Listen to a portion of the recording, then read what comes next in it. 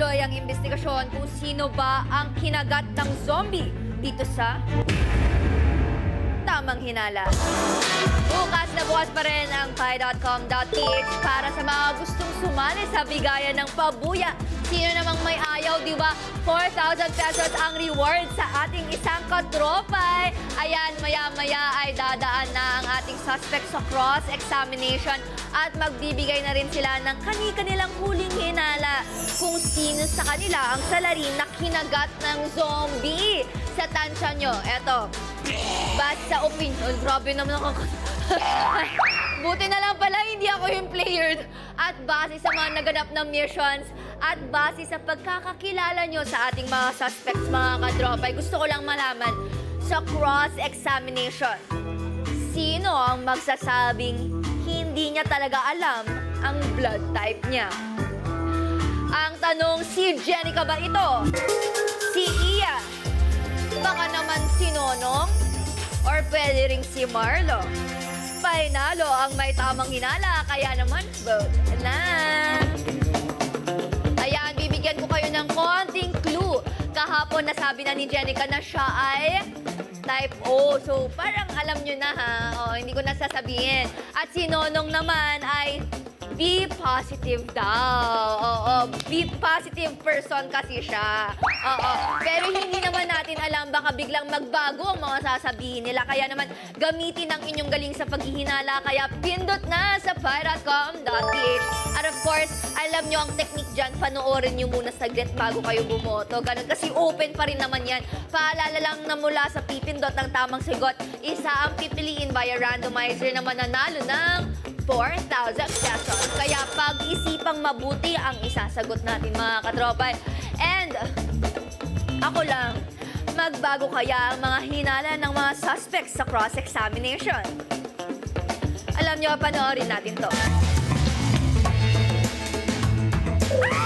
Nervyos at takot man ang naramdaman ni Jenica sa kanilang huling fact-finding mission, nagtagumpay pa rin ang mga suspects. Kaya naman malalaman na nila ang magiging huling impormasyon tungkol sa salarin. Pwede na pumasok ang ating mga suspects.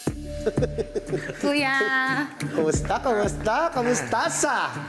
Okay lang. Okay lang? Yeah. Pinapanood ko kayo kanina, ha? Sinong nahirapan? Sinong nag-isip? Sinong nagpunyagi? Sino ang dahilan kung bakit naging mission accomplished?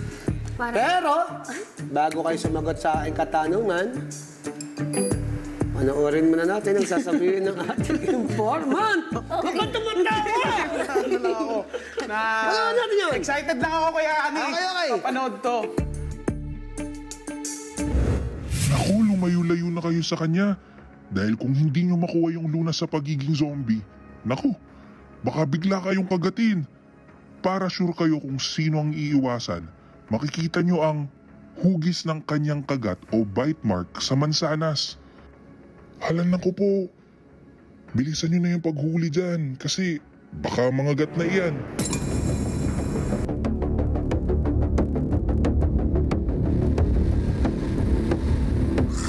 Napansin nyo, nangati siya, lumalan siya, pero hindi yun ang mahalaga. Hindi. Oh, nasa Ang evidence number 3 natin, dahil na-accomplish nyo ang ating fact-finding mission number 3, ay may... Uy, natapon. May kagat. Ay, may kagat, oh. Naisip ko agad si Kuya nung kay Lechon ba?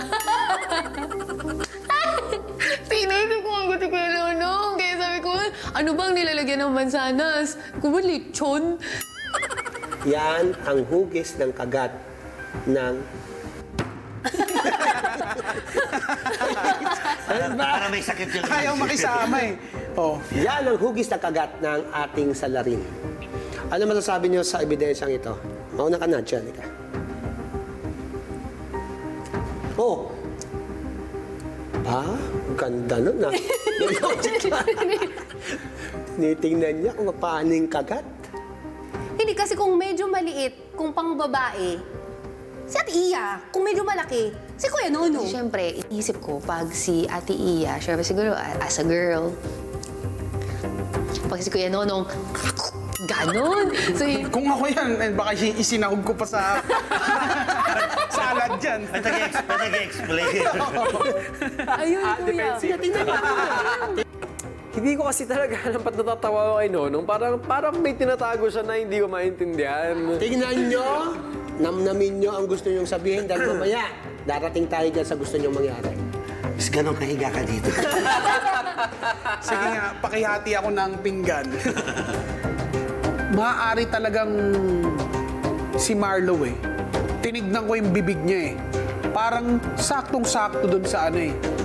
Medyo nawawala na yung hinala ko kay Iya. Mas nag-focus ako dun kay Marlo. May sa amoy, inamoy. Inamoy yung breath.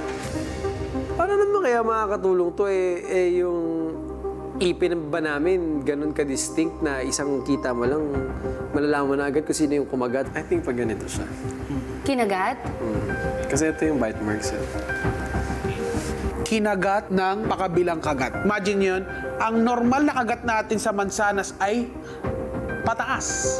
Pero ang sinabi niya, mukhang kinagat to ng patagilid. Aba, mukhang nanlilihis nga to. Yan ang paghahanda mo? Kung magano-ganon yung mukha mo? Baka kasi may naiwan na tinga sa ano eh. Alam nyo, nakita ko sa inyong mga mata, sa indayag ng inyong mga katawan, na may gusto kayong sabihin at itanong sa bawat isa. Diyan dadako ang ating susunod na investigasyon. Humanda na sa isang matinding cross-examination.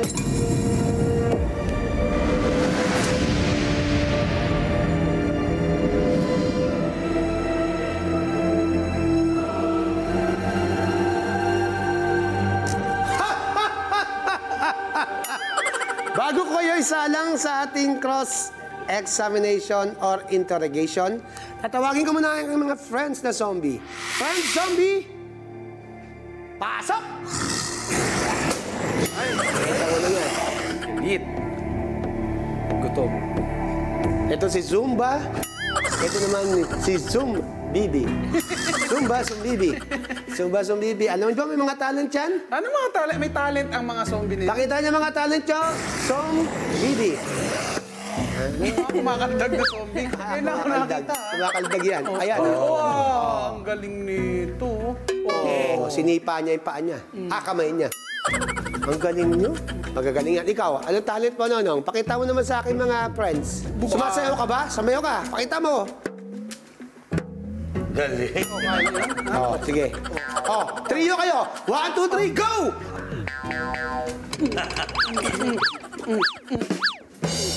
Galing, no? Ayan, may mantsa ka na.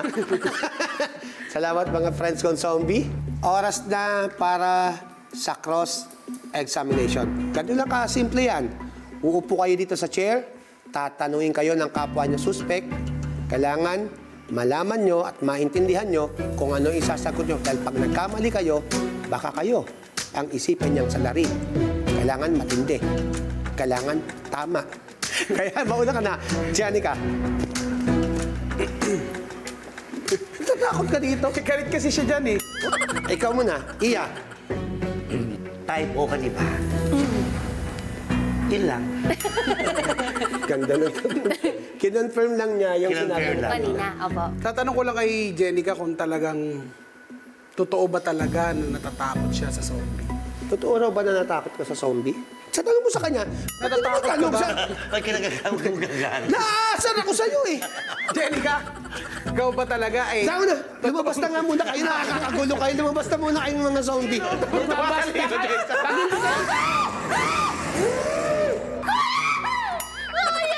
Tamo na laglag yung cross-examination. Lumabas na kayo. Nung lumabas yung zombies, wala, syempre nakakawa ko kay Jenica kasi natakot na naman siya. Talagang umiyak na naman siya. Lumalapit talaga yung mga zombies eh. Talagang nananako talaga eh. Ako nga, masaya ako pag nakikita ko sila. Natatawa ako talaga.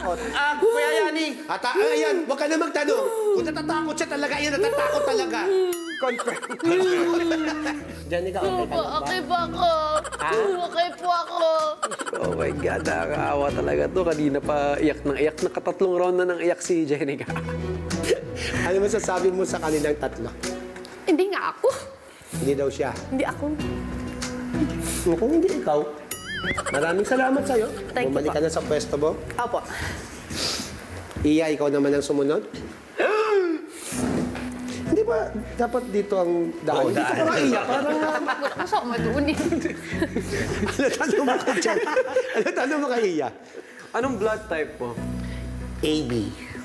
May delay ba siyang ginawa nung Mga challenges? Oh, challenges. Meron ka na bang... Wala naman. I think ginawa ko naman yung tama.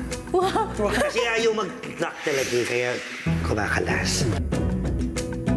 Ate, mapagkakatiwalaan ba kita na hindi talaga ikaw? Oo naman. Yes. As in, hindi talaga ikaw? Oo. Grabe naman yung tanong mo. Parang personal. Parang pagkatapos ito, parang ano. Parang ano Kasi ka na? kuya, ang pinagkakatiwalaan ko kasi sa amin, bago pa talaga kami pumasok ditong upat, si Ate Iya talaga. Ikaw hindi naman Kaya lang, nagkakatiwala. nung sinabi niya kasing ako, Piling ko si Jenica. hala! Oo. Talaga? Sabi ko, hala, ginagawa akong scapegoat. Parang gano'n yung feel ko. Sakto, may gout pa naman. Goat! Scapegoat yun. Doubt yun. Kiss ko noon. Uy, patawa mo. Sorry. Meron ka bang mensahe o gustong sabihin sa last statement sa tatlong suspect? Gusto ko lang sabihin na hindi ako. Ako ay inosente. Yun lang. Nonong, Tapang. ayoko nang nakaupo ka. Gusto ko, ano yung tiyan mo dito? ano? Gusto ko ganun. Ayoko nakaupo ka! Jenica, anong tanong mo kay Nonong? Kuya Nonong, anong sabi mo kanina meron kang gout? Dati.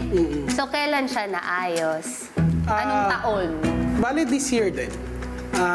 Nag-start na akong mag-less ng mga kinakain. So, hindi na ako yung tinatamaan ng gout. Talaga? So, this year na heal completely yung gout ni mo? Yes. Pakita mo kaya yung examination mo sa kanya. Dalawa mo ba sa pitaka mo? Baka kaya na ng ganito. Iya, may tanong ka. Kasi feeling ko ang gout, bumabalik-balik pa rin yan eh. So, kung minsan hindi rin nakukuha sa gamot, feeling ko ikaw talaga. Ikaw ba talaga sa naging? Hindi ako. Gamit akin. Pero hindi nakalingon. Hindi siya nakakalingon. Walang leeg to eh. Bakit nakakalingon yan? May leeg ba yan? Nung ako yung tinatanong nila, tumatatak lahat ng mga sinabi nila kasi laging kala mo sure yung mga sinasabi nila eh. Parang nung una pa lang na mag-start yung game, ako na agad yung hinala nila. Kaya okay lang. Mapapahiya to sa huli. AB B daw siya. B positive ka talaga. Ang hirap ng dugo mo hanapin. B positive. Yun lang. Yun lang. Meron ka mensahe o last statement? Hindi talaga ako. Hindi talaga. Yun lang naman, hindi talaga. Okay, so nung nag-cross-examination na, parang nung pag-upo ko dun, ay, iba pala yung feeling pag ikaw na yung nakaupo talaga dun sa gitna. Pwede mo bang i-describe sa amin kung ano yung gout? Gout. Ano siya? Na-form siya na parang bukol dito. Pagka nasobrahan ka sa mga pagkain na mataas sa uric acid or alak. So pagka uncontrollable na siya, may nagpo-form na dito. Kailangan na din siyang gamutin minsan. Sinagot ko naman bilang mapag-ano naman ako, marunong ako sa mga facts. So, in-explain ko naman talaga na maayos kasi yun naman talaga yung gout. Alam ko naman talaga siya. Ako kasi wala pa talaga nakakaalam sa amin kasi ako alam ko na yung blood type. Type O, AB, B+, and your blood type?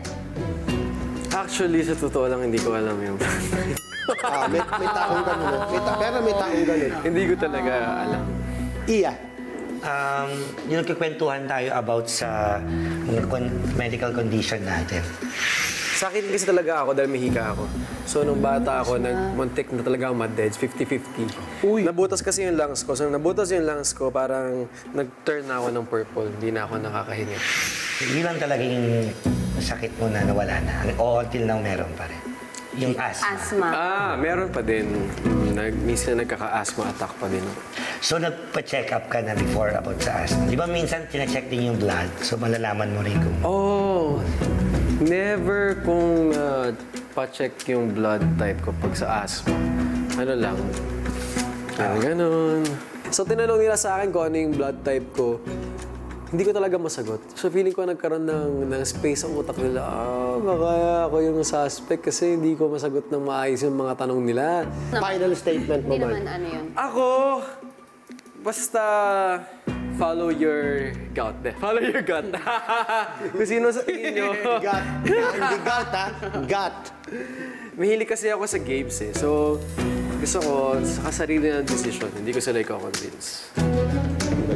Thank you. Okay. Makakabalik ka na. Salamat, Marlo. Hindi ko na alam. Ba't mo pinagulo yung isip ko, Marlo? Alam mo, sana nakatulong sa inyo yung mga katanungang ibinato nyo sa bawat isa.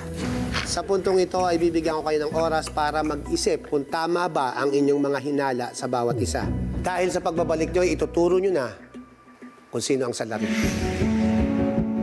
Para naman sa pinakahuling time na doon na ako talaga naguluhan. Tinanong ko si Ate Iya na siya nga ang salarin or ganyan. Eh sabi naman niya, hindi talaga ako. Tapos naka-eye contact siya sa akin. Tapos si Kuya Nonong, ganun din. Pagdating kay Marlo, ang sabi niya, ayokong mag-decide para sa inyo. So sabi ko, oh my gosh, ayaw niyang magsinungaling. I want to leave it open-ended kahit naman ako yung suspect or hindi. Kasi gusto ko sarili nilang decision nyo. Ayoko naman maging masyadong super defensive na hindi ako.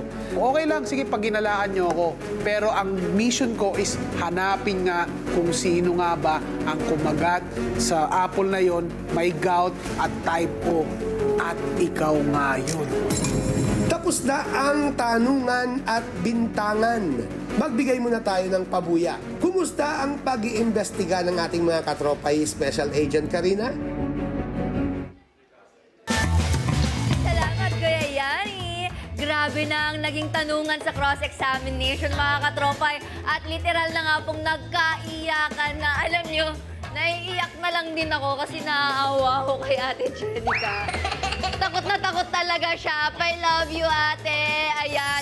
Pero meron kayang maiyak sa inyo, mga katrobay, dahil tama ang kanyang hinala na mananalo ng 4,000 pesos. Ang tanong natin kanina, sino ang magsasabing hindi niya talaga alam ang blood type niya? At ang tamang sagot sa ating tanong ay... si Marlo Martel! Oo, talagang hindi niya daw alam, hindi niya napa-check up. Asthma lang talaga ang sakit niya. Abangan mamaya kung siya ba talaga ang ating salarin. Maaaring clue rin ito para sa inyo. And maaari rin nililigaw lang din niya tayo para mapasa kanya ang 20,000. So mag-ingat-ingat po. And isa nga po ang mapipili via randomizer mula sa lahat ng nakapagbigay ng tamang sagot. Congratulations! May reward ka na 4,000 pesos. And heto na, mga katropay, ang ating pinakamatinding tanong na ang katumbas ay pinakamatinding pabuya. Ang huling tanong para sa araw na ito. Kaya stay tuned lang dyan sa pi.com.ph. Hinga-hinga muna kayo. Ayan, tumataginting na 10,000 pesos na ang reward sa isang katropay na may tamang hinala. Yes. Grabe po yung 10K, di ba? Kung hindi ka maiyak, kung makuha mo man yung tamang sagot, tas di ka napili ng randomizer, feeling ko iiyak din ako. Pero sino ang hinala nyong salarin na kinagat ng zombie? Eto na nga po. Mahalaga to. Jenica, Iya, Nonong o Marlo? Painalo ang may tamang hinala, kaya naman vote na, mga katropay. Sino nga ba sa kanila ang nagkakalat ng ating virus? Ay, naku, mahalaga ito. Happy Halloween po sa inyo. Happy rin kayo pag nanalo kayo. Kaya kayo na ang bahala, mga katropay. Pagalingan na sa paghihinala. Paalala lang na mula sa pipindot ng tamang sagot, isa ang pipiliin via randomizer na mananalo ng 10,000 pesos. Kaya tuloy-tuloy lang kayo sa pagpindot dahil magsasarado ang paghihinala nyo bago ma-reveal ang totoong salarin. Yes, susunod magkakaalaman na kung sino ang salarin na kinagat ng zombie. Oy, oo. Yes, abangan sa pagbabalik ng Tamang Hinala.